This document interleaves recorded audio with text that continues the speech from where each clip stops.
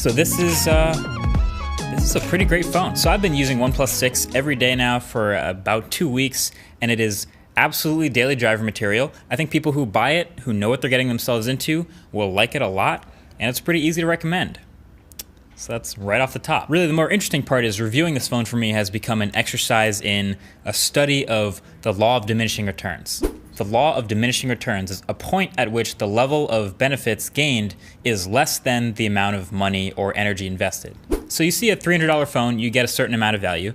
Then you spend $300 more and you get a lot more value. You spend $300 more than that, you get a little more value. And then you spend another $300 more and you get just a tiny bit more. So honestly, the most important feature of the OnePlus 6 is the price. It starts at $529 in this world of $700, $800, $900,000 flagship. So they're kind of working in the reverse direction. Instead of pushing value as high as you possibly can, they're kind of thinking, how much can we cut off of the price without sacrificing a significant amount of value? How cheap can we make this phone and still make it great? And every year OnePlus does this. They have to make this balance of things they want to cut out versus things they want to keep. And I think this year they've made a bunch of good choices and come out with a balanced budget performance beast. So this year is a 2018 version of that. I'll give you the updates of what I've found from my experience, which is most of it being positive, and then I'll fill you in on the shortcuts or the shavings they had to take because you don't get to this price without some of these. So on the outside, the build is legit awesome. The actual look of the phone might not speak to everyone, but I'm a fan of the midnight black here, or the matte black version, while there's also a much glossier, much fingerprintier mirror black, and there's also a soft white coming soon. It has these awesome buttons. I love these clicky buttons. It has the alert slider that's firm and also clicky. And I was actually confusing it with the power button pretty early when I first got this phone just because of the placement. It's kind of high, but after using it for a while, I stopped doing that. And the whole phone has this nice wedge shape. Phones don't necessarily have to be thin for me to like them, but this phone feels super solid with a lot of metal in there. It has a headphone jack. It has a dual SIM card tray. And it even has this subtle S shape when you see it in the frosted glass back. It's clean. So overall, it honestly looks and feels quality.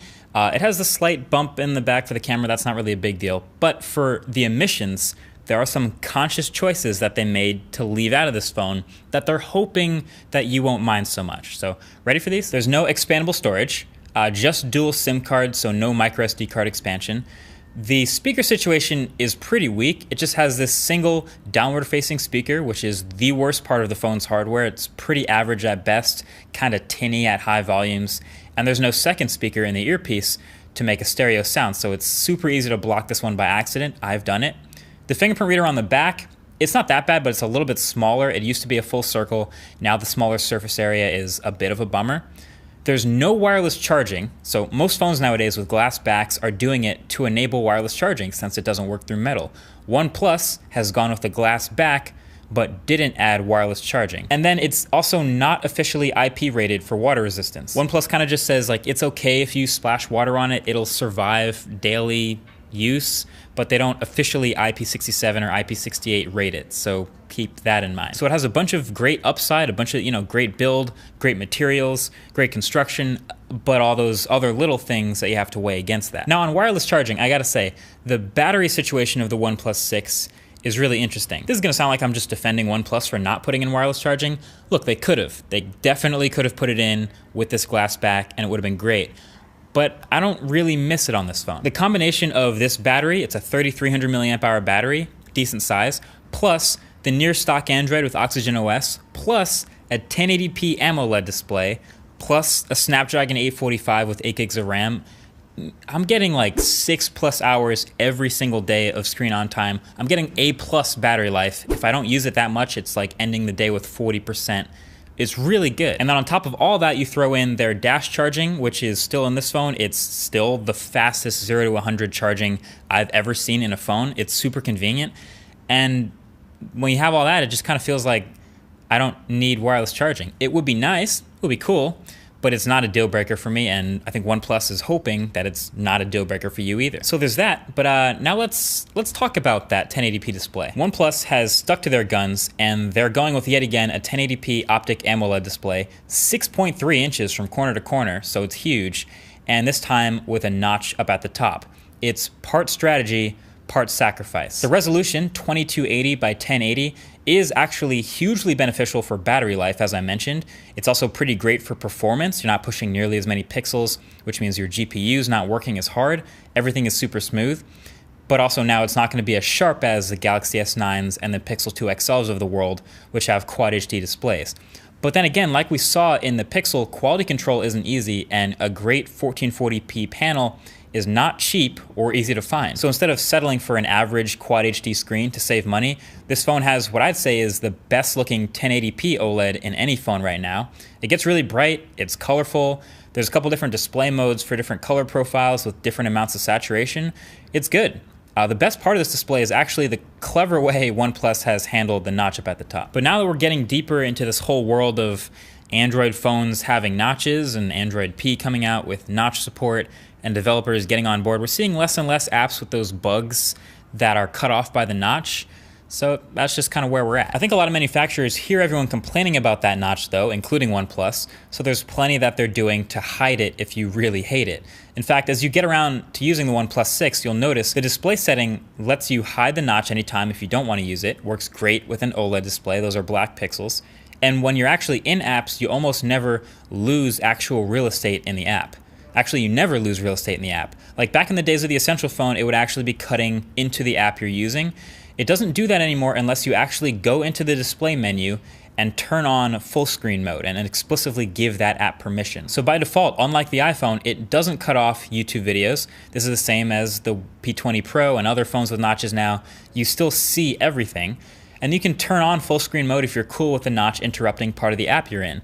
If you're not into it, you never have to turn that on, so that's clean. And Oxygen OS just as a whole is fast and smooth as it is. It also has a pretty good amount of extra features while still staying pretty close to stock Android. There's still the super fast facial recognition. There's the gaming mode that doesn't let notifications interrupt your gameplay. There's an ambient display mode that's new that works when you raise your phone up, but it's not always on, so I actually don't even really bother using it. Basically, it's not lacking features, but you can already know I tend to keep my setup pretty clean, and this phone definitely lets me do that. Now for software updates, when you think about the longevity of the phone, this is actually one of the first of like maybe 6 phones to get included in the Android P beta program alongside the Pixel. So now it's not just the Pixel, this is one of those phones you can put the Android P beta on. And that's a pretty good sign as far as the future of when it'll get updates, being close to stock Android. It doesn't necessarily guarantee it's going to get the same update timing as the Pixel. You still probably have to get a Pixel to be first in line for that, but it probably does mean it'll be better than your Samsungs and LGs many months down the road. So that's pretty good. I really like Oxygen OS still. It's clean, nothing's too in your face. It has a few quirks and a few extra things like the shelf that put a lot of useful information at your fingertips, but doesn't overwhelm you, and you can always hide most of it, so I'm a fan. Pretty much the only thing I don't like about the software here is the new gestures. I tried them for a while and they do work perfectly fine. There's no bugs or anything and they are intuitive, but they're just not smooth. Like I'm so used to the iPhone's gestures being extremely responsive and smooth to my touch, and you gotta give Apple credit for that. And OnePlus swipe gestures are just not that. So I'm sticking to the buttons on this phone. So really the last big question we have that we're wondering about from the impressions video is the camera situation on the OnePlus 6. Well, if you saw the last video, you saw the blind test, you probably already have some thoughts about it. From me, it's like a B+ as far as camera quality in a smartphone. But that's because the A+ smartphones, the Pixel 2s of the world and the iPhone 10 and the Galaxy S9 are way up there. Those are the $800,000-$900,000 flagships. So this is a B+ as far as cameras, but it's an A+ for the price. It is definitely better than other $500 phones. This guy has a 16 megapixel primary camera with optical stabilization and an f1.7 aperture, and it takes pretty nice shots. I've been shooting with it pretty confidently for a while. Focus is fine. Overall, there's plenty of detail and not a lot of noise and pretty accurate colors. If anything, it biases maybe a little towards overexposing more often than under, but dynamic range is good enough that that hasn't been a problem.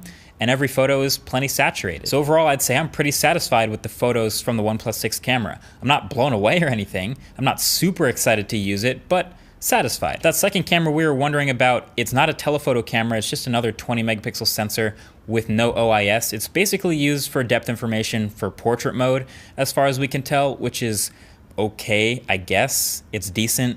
It's not great. I'm not gonna go out of my way to use it that much. But basically the idea is, It doesn't take photos that are quite at the level of the highest end flagships, but those flagships are so much more expensive.